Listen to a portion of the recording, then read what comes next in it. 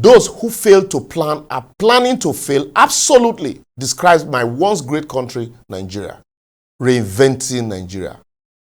If I ask, how many of you know that pipe-borne water was introduced in the area called Nigeria today in 1910? That's more than 100 years ago, with the establishment of federal water supply and subsequent construction of Iju Water Works. The same Iju Water Works that you know in Lagos was commissioned by Lord Lugard in 1915.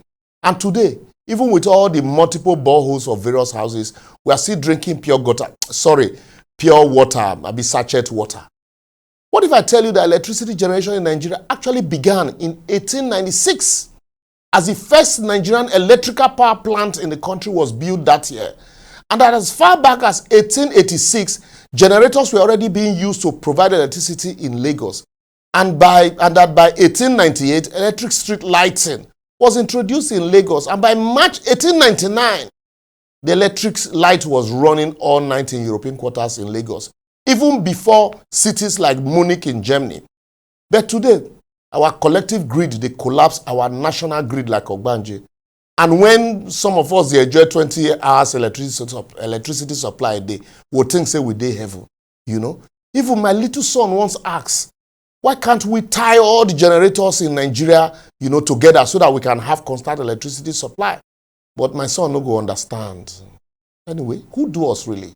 Not many people know that the development of telecommunications in Nigeria began in 1886 when a cable connection, which was established between Lagos and Colonial Office in London. And by 1893, government offices in Lagos were provided with telephone services, which was later extended to Ilorin and Jeba in the hinterland. And by 1920, the first telephone call was made from Nigeria to London, was made by Frederick Lord Lugard. But today, NITE is dead. And we they celebrate GSM and fight foreign companies for monopolizing the space. And yet British telephone is still in existence, despite the fact that they have GSM. At least many of us know this one. The first television station in the world, began broadcasting in 1928 in New York. And by October 31st, 1959, the government of Western Nigeria, broadcasted the first terrestrial television broadcast signal in Nigeria and in Africa through the Western Nigerian Television Services, which later was taken over by NTV in 1977 via a decree. And today, the same national television is struggling to be seen. What a shame. The first aircraft to land in Nigeria touched down in Maiduguri on the 1st of November in 1925. And by 1936, the country opened its first airport, which is the today Aminu Kano International Airport in Kano, followed by the Nigerian College of Aviation, which was established in 1964, and today fundaments for development are siphoned into private pocket. That's a country that had an airport as far back as 1936. The list plenty. Anyway, how do we know these things when history is no longer seriously taught in our schools? To imagine that the Nigeria of those many firsts is the same country today where money is celebrated without sustainable means of livelihood. This still shock me. Where did we miss it? To the extent that kidnapping is now an occupation and fraud is celebrated in the open, that today you even have association of mothers of Yahoo. Is the problem really with the barber, the hair, or the clipper? Is it the people, the leaders, the followers alike, or the structure or the system of government? But before you answer that question, ask yourself, am I part of the problem or the solution of Nigeria? A lot of our leaders, political, religious, and otherwise, rather than invest in education and build industries as a means of sustaining employment and development, would rather build massive houses in their village these days. And, definitely, while they are alive, these houses become some meccas of salt and everybody visit them. But today, when a lot of them are gone, those houses will be occupied by roaches and reptiles. Will take over all of those places.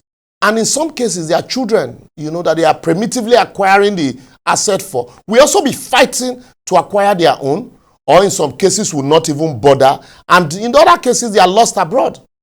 So when I see politicians celebrating wealth by building big houses today and throwing monies at parties, I just remember that the luxuries of today are the necessities of tomorrow.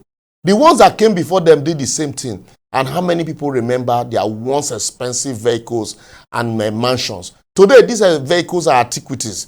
And those expensive houses, those days that we used to look at, are relics of ancient times. Remember, some persons killed to buy 504, but today the dash you no go take.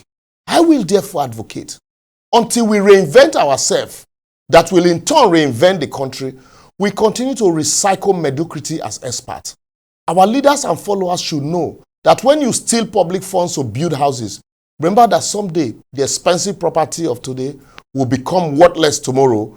But when you invest in building public infrastructure that will outlast your generation, you indirectly invest in people who someday will use this asset to empower themselves and others. Inevitable, even if you don't have kids, your name will not only live forever, but will be written in gold in the sand of time. Imagine 38 years after his demise, whenever we discuss free education in Nigeria, we call the names of Chief Obafemi Awolowo. We talk about the first television station in Africa, we call the same Chief Obafemi Awolowo.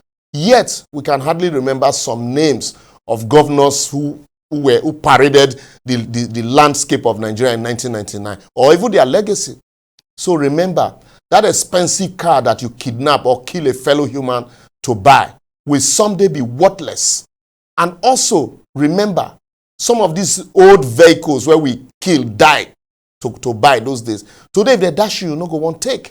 And then also, that house that you are defrauding someone to buy will someday become a meeting room for reptiles and insects. I don't want to mention names, but you can easily remember there is nobody in Nigeria that you cannot remember one politician who once built a mansion in a village that today is worthless. Those mansions you are collecting tithe and offering to build, in churches, will someday be owned by some different family members. So let us be circumspect, because no matter how you build, you can't build a house for God, because someday another person, another person go take him. We had big names that came before you. Invest in people, invest in your society, build infrastructure, and Nigeria will be better. Anyway, make a hanger here before the story becomes too long. Please, let's have your thought on our comment sections, on all our various social media platforms shown on your screen. Let's know what you think, whether we are right or not. But always remember whether you are part of the problem or the solution, and choose to be part of the problem or the solution and not the problem. For education is the best legacy any nation can bequeath to its citizens. For if we are all aware and sure that our brains will provide for our mouth, nobody will tolerate a fulefu style of leadership in Nigeria. See you next week.